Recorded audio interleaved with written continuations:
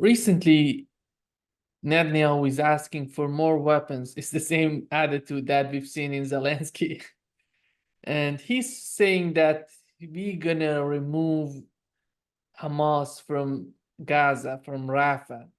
How did you find their operation so far in Gaza? And do you understand what they're looking for, what they're seeking for? Because it Sure. doesn't seem that they're going to defeat Hamas. In your Okay. opinion, what's their main goal in this operation? Look, everyone knows, and I think even at some level, the Israelis know that they can't militarily permanently defeat Hamas, right?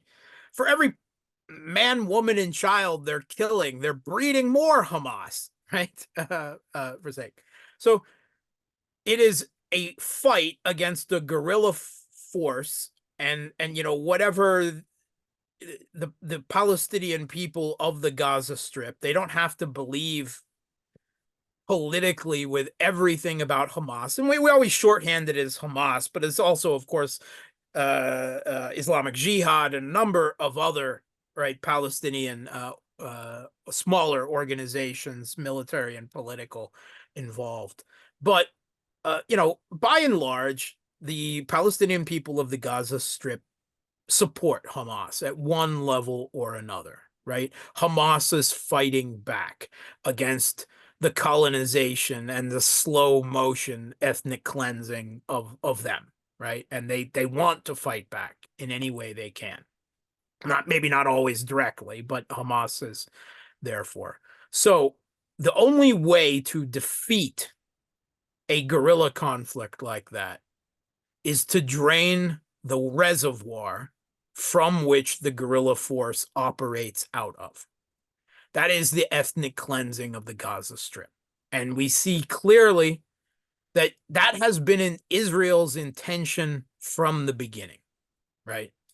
There has been all this pressure applied from Israel and the United States for Egypt to open the border and to allow them to the refugees. They want to drive the Palestinian people into Egypt or the Sinai Desert or both in large scale. And I believe that has been their goal from the beginning. Egypt has been resisting. For one, the current Egyptian government has no love for Hamas, right? Al-Sisi, right? He came to power overthrowing an elected Muslim Brotherhood government, which they see, rightly or wrongly, as just Hamas on their side of the border, right? They have no love for them. Secondly, they don't want to have to deal with 3 to 4 million more Palestinian refugees in Egypt. And there is also, the broader sense that they understand that if the Palestinian people are driven out, then they'll never be allowed back in, right? Second Nakba, right? So on a political, geopolitical level, I'm sure they don't want that either. So they've been resisting, but what we see in the current situation right now is that the majority of the Gazan population has been driven onto that border in Rafah, right? Gaza has largely been destroyed. There's very little for the people to return back to. Yes, Hamas can pop out of their tunnels and retake over the ruins of buildings in North and South Gaza. But if the majority of the people are displaced and living pent up in Rafah and the surrounding area there, then as far as the Israeli government is concerned, their end game of the ethnic cleansing of the Palestinian people from Gaza is still doable, right? It's difficult. It's politically difficult. We already see the ICJ, the International Criminal Court, the U.S. is facing an election season where Biden is hand-wringing and saying, naughty Netanyahu, here's some more bombs quietly behind the back and everything. They're playing a game of political and diplomatic damage control. But the Netanyahu government is also facing a very difficult political situation where the polls in Israel all show that the Israeli people, by and large, will support what's going on, right? That's who the Israeli people are now. It's a far political right wing. There's no conceivable Israeli government that could come to power right now that would look for peace and a two-state solution. It doesn't exist. That political sentiment does not exist in substantial enough numbers to ever be achieved democratically in Israel right now. That's the Israeli society that we have to accept, because that's what exists, whether we like it or not. Netanyahu knows that the Israeli people will, by and large, support him as long as the conflict is ongoing. But they were very clear they want him gone as soon as the conflict is over. Right? That's the whole point of the unity government. And the unity government looks like it's collapsing with Benny Gantz, Netanyahu's biggest political rival, and the head of the war cabinet. Now the war cabinet itself has been dissolved. But let's say Benny Gantz came to power in a month from now. Would that change any calculus with regards to Palestine whatsoever? No, nothing at all. He would just maybe do it a little less loudly, a little more in cooperation with the United States, a little better PR. But than Netanyahu, who is sometimes, I guess, admirably blunt in his genocidal honesty. I mean, I guess that's the best thing you can say from his government, and to a lesser extent him. But he knows that if he loses, if he doesn't win, that he can only stay in power as long as this conflict continues. So he has a vested interest in this conflict never ending, right? This is why he is continually doing everything he can to expand the scope of this conflict, to escalate his way out of it by drawing the U.S. in, right? And everything is prefaced on, the assault on the airstrikes on the Iranian embassy, the Iranian consulate in Damascus, right? I bet they're like, I can't believe they didn't go to war with us over that. What will it take? They've done terrorist attacks blowing up Iranian gas lines. We've now seen, at least, aside from the consulate attack, we've seen at least a dozen top IRGC generals and commanders be killed in assassinations and airstrikes in Syria and so forth. We saw the terrorist attack on the memorial of the assassination of Qasem Soleimani, where hundreds were killed, right? And there's no doubt in anyone's mind that Israel was ultimately behind that, right? Acting through whatever local terrorist proxies they were using. So they're doing everything they can to bring Iran into this conflict. And all the talk now of an attack on Hezbollah, right, a move into southern Lebanon, that's just another way of provoking Iran. Because if they move strongly enough against the Hezbollah, then maybe that will be what brings Iran into the war. And if Iran enters the war, then the U.S. enters the war. And then it's no longer just a small little issue.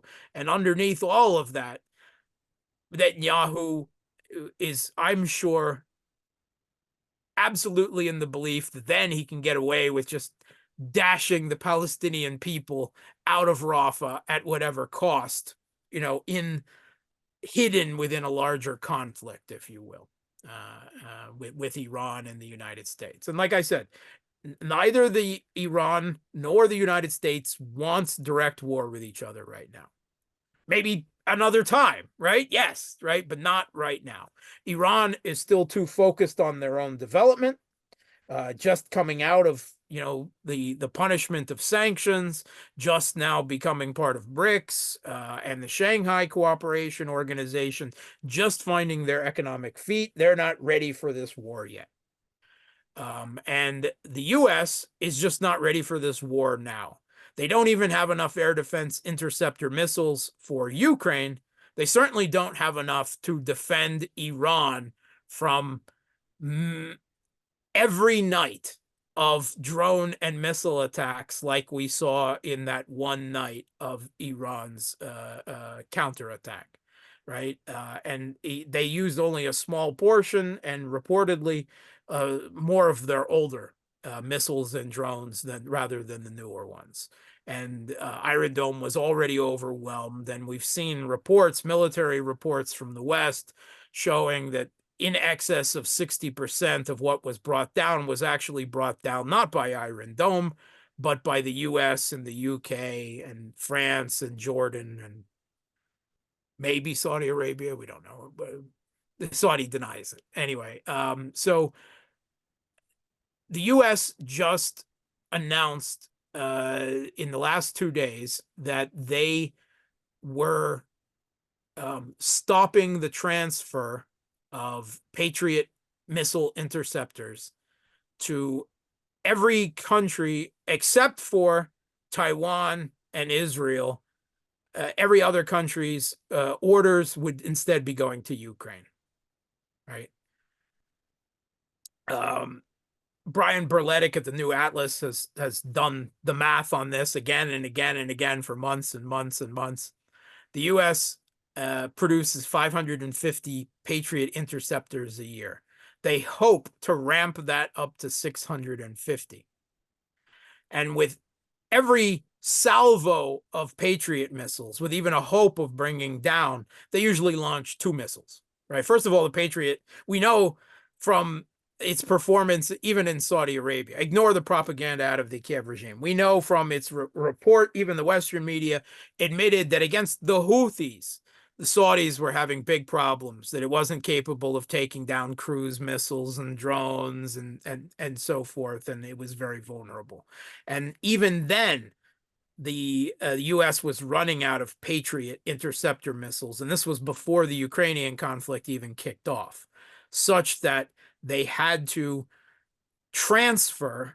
They had to come up with a IOU deal with other Middle East countries that had Patriot systems, where they transfer their Patriot interceptors to Saudi Arabia. And Saudi Arabia wants nothing to do with a fight with the Houthis now. And they've made that perfectly obvious, refusing to go back to war with them and with the U.S. now. And it's all somewhat amusing, of course. But 550, let's be fantastic. Let's be optimistic for the U.S. and say 650 missiles a year. Air defense. You fire 2 at a time. You want to fire 2 at a time to have a better chance of bringing down a Russian Iskander missile, right? They don't have a hope of taking down a Kinjal or a Zircon or anything like that, no matter what the Kiev regime says. Just an Iskander or something of the sort. Russia is firing 4,000 missiles a year at the Kiev regime. Do the math. Then add in a potential conflict with Iran, and the need to defend Iran in as big a way on top of that. No. The U.S. knows they can't do that right now. That is why the Biden administration is desperate to avoid. That's why they arranged this whole face-saving, pre-agreed upon attack with Iran by Iran. Iran says what targets it's going to hit, very carefully selected not to actually kill anyone. And they agreed upon the time that it was going to be launched and what was going to be launched. And then there was just a game to see how many of those the West could take down in the air for face saving, even when they knew they weren't actually going to kill anyone, or certainly not anyone significantly. And as far as I can tell, no one was actually killed in those Iranian airstrikes. Did you hear about a single person? No, I didn't. Even with military bases being targeted. So that was all a fantastical theater, an agreed upon a pantomime for face saving on both sides.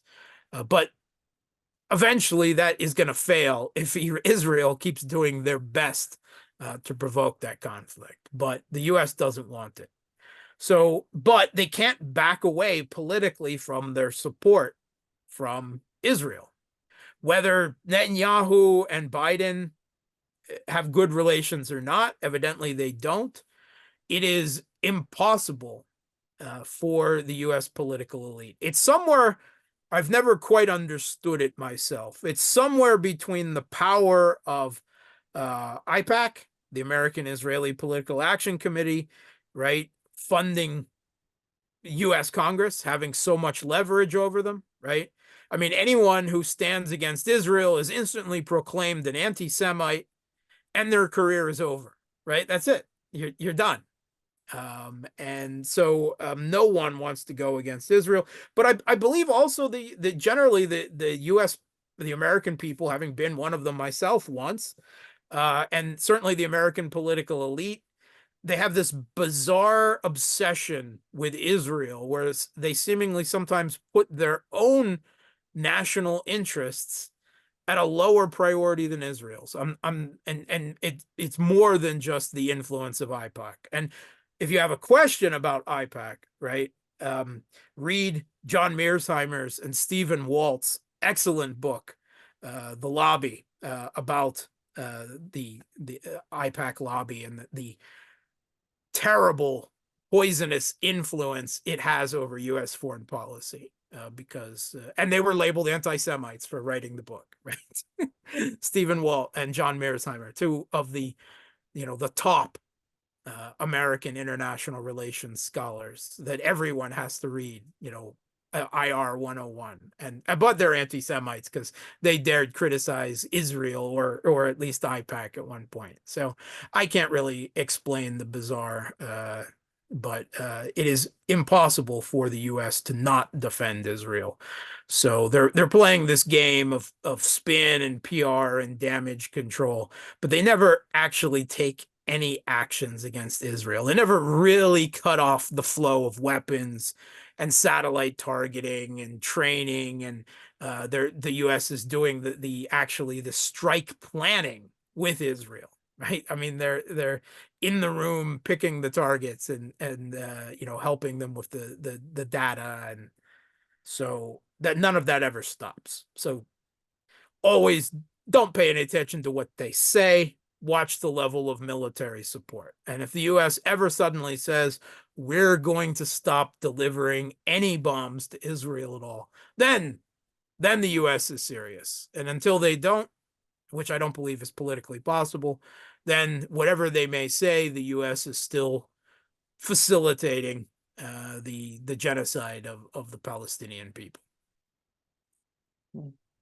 Yeah, so it's a mess, and no one sees a quick way out of what's going on, and so it's gonna remain, I believe, a slow broiling, maybe, on low heat, with the potential to suddenly be ramped up out of control. But I mean, I don't see an end to it in anywhere near, certainly not in the next few months or something like that. And I mean, what happens if Israel just calls it all off? Do the Palestinian people go back to Gaza? Does Hamas resume political authority in Gaza City? I mean, Israel can never accept that. And what would anything else look like? U.S. military occupation? The Arab countries are not going to ever consent to walking in and playing some type of police role. The Palestinian Authority doesn't have, they're just quislings. They don't have the ability to do something like that. I just don't see any solution. And any solution that would be found would certainly have to have Russia and Chinese consent and the backing of the Security Council to do it. And of course, that's politically impossible right now for that kind of agreement anyway. So I'm afraid that Gaza is continually going to be, for the foreseeable near to short to medium term future, a bleeding genocidal sore with always the potential that no one but Israel wants of it blowing up into something larger geopolitically. We know that Netanyahu and his administration tried to bring Iran into this conflict with that strike on Iranian consulate in Syria. But it seems that they have failed, but they still trying to do something with Hezbollah, because it seems that in their eyes, Hezbollah is their last chance of bringing United States and Iran into the conflict. Yes. Yeah. And do you see that they would achieve this type of objectives on their part, or is not possible at all, considering what Nasrallah was talking about recently? Yeah. Everything I have seen, I don't believe that Israel currently has the military power to go into South Lebanon and represent an existential threat to Hezbollah. If they go in, but they're not doing well enough to present an existential threat, then Iran can largely stay out of it and simply provide arms and support from behind the scenes. And I certainly believe that if Israel goes in, that's both what Iran and the U.S. will count on. That Israel will eventually exhaust itself without Iran feeling compelled. But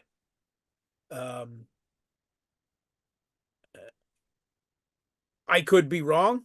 Maybe Israel will show some military prowess in a fight with Hezbollah that they have not been able to show against Hamas. Maybe Donald Trump will come to power in the United States and he'll talk to a neocon, and 15 minutes later, he wants to bomb southern Lebanon. Maybe he does. I mean, I can anyone predict what the man will or won't do? Who influences his thoughts? I can't. He's a chaos bomb. You just don't know where the bomb is going to go off. Maybe the Trump chaos bomb will go off mostly in the United States, and the rest of us can sit back and eat popcorn and laugh. But maybe it'll blow off. I mean, we heard Trump say just a few weeks ago, oh, if I was president, I just would have bombed Moscow. I just would have nuked Moscow and Beijing, right? Now, I hope that U.S. generals would have prevented that from happening if the president had actually gotten it in his head to do that, even if his national security advisor and whatever hadn't been able to talk him down. But who knows what Trump will do? I mean, Trump coming together. I mean, I know there's some people that hope that will lead to some kind of change in policy towards Ukraine. I don't see it, but at least it's of a higher possibility than any change of policy with regards to the Palestinians. And it was Trump who moved the U.S. embassy to West Jerusalem, right? Away from Tel Aviv. It was Trump who was so close with Netanyahu. The Netanyahu is salivating at the possibility of Trump coming to power in Washington, because he believes that he can flatter and cajole and wheedle his way with Trump in a way that he wasn't able to do with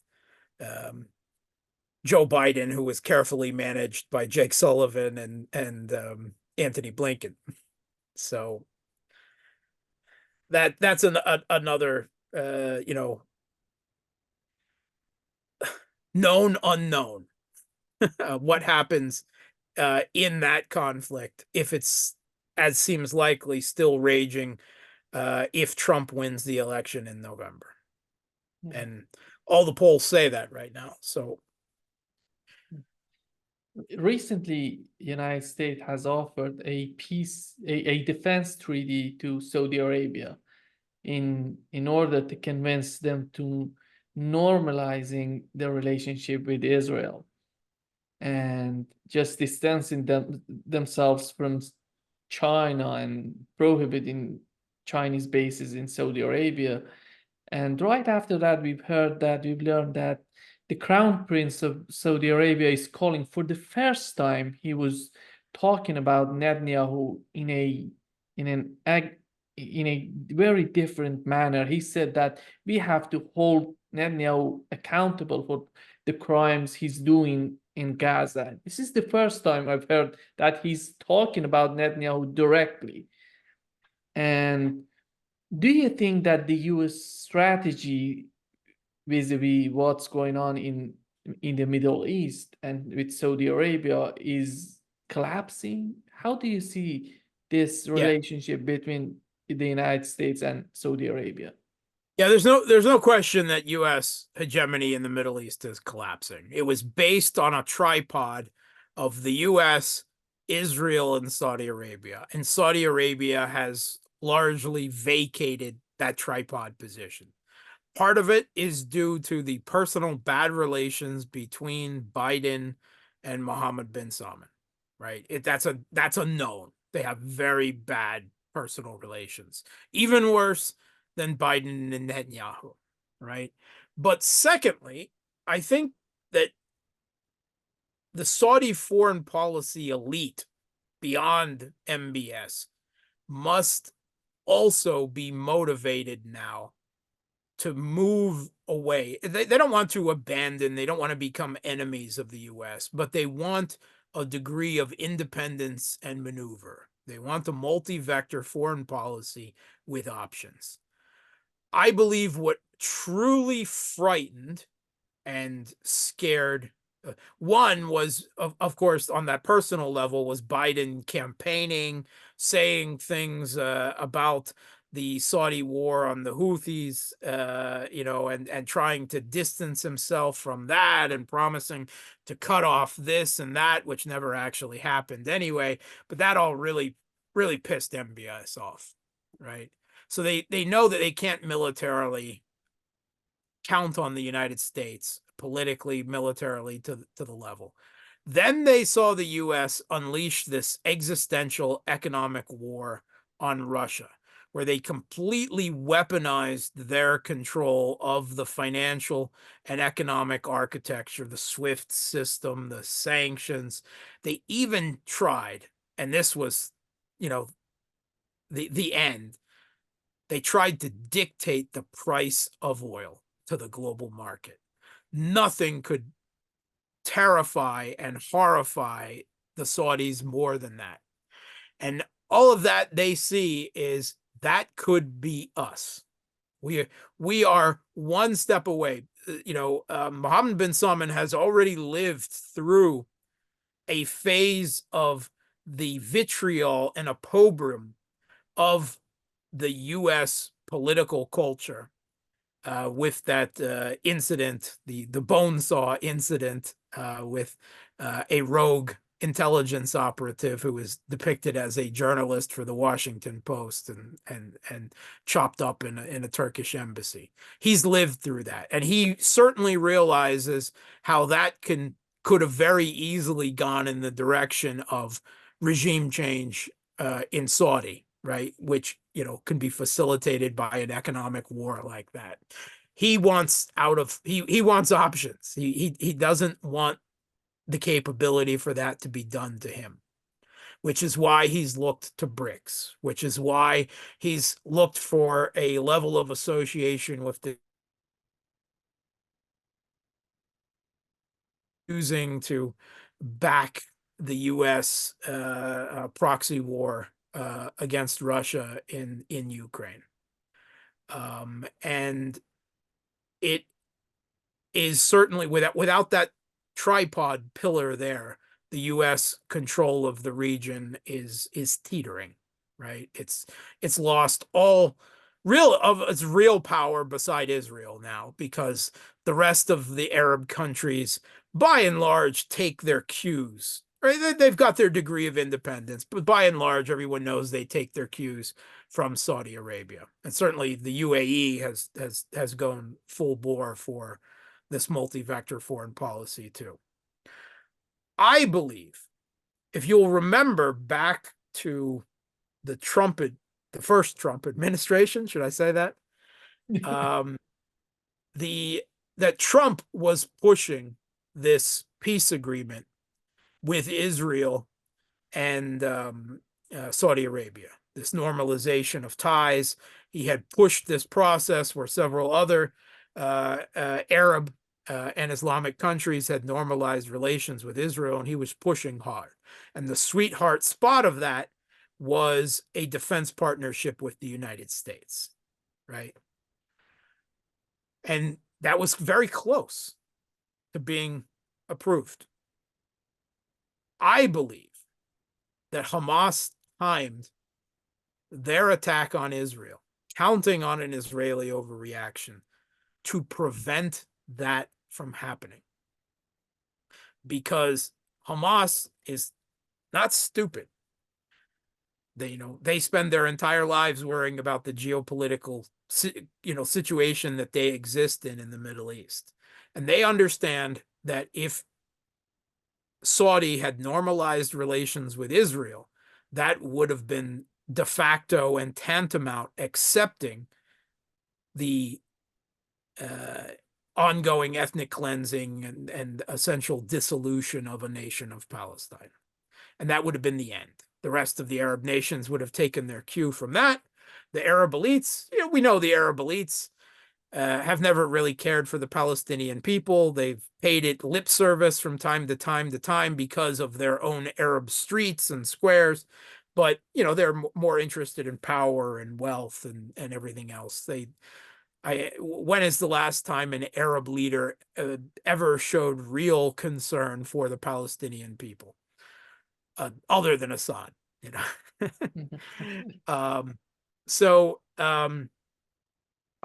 I believe Hamas was well aware that the future of Palestine could be ended, and they launched their attack against Israel and made it as nasty as they did. Certainly nothing like it was blown up in the Western press, but they made it as demonstrative as they could to push in Israeli overreaction, which is certainly what they got, which would politically demand that the Arab world re-separate itself from Israel. I believe that Hamas knew what they were doing when they launched the Al-Aqsa flood operation. I believe it was primarily meant to stop it. And in those terms, it was extremely successful, right? And I don't think nothing shows that MBS is tempted to crawl back in bed with Israel and the United States. Certainly not now. He's going to be around for a long time unless someone kills him, right? He's going to see U.S. and Israeli presidents come and go, and he's still going to be in the power theoretically decades into the future. He's got time to come back with a more reasonable U.S. and Israeli. But right now, it's a politically impossible situation, with the Middle East because of what Israel is doing, because of South Africa openly calling it out as genocide and the International Criminal Court. It's impossible for MBS to politically, even on domestic terms, even in the Saudi, kingdom, the dictatorship, he is still limited to some degree by public opinion in that regard. So now, of course, the price is being paid by the population of Gaza and Hamas themselves. Of course, they're certainly taking many casualties as a result of this, and we can argue about whether they're giving more than they're getting or not. That's very, very murky, very much murkier even than it is in the Ukrainian conflict to really tell Israeli casualties and the like. But I believe that was Hamas's intention, and geopolitically they have succeeded in that goal, and it doesn't look likely to change anytime soon. And it could have really helped things geopolitically with the birth of a multipolar world, with Saudi and the UAE decamping from total on the U.S. position to a more neutral position. But of course, the bloody cost of that is what are we, close to 40,000 dead officially in Palestine right now? That's a horrible cost. So, you know, at least that one doesn't have to weigh on my soul. Yeah.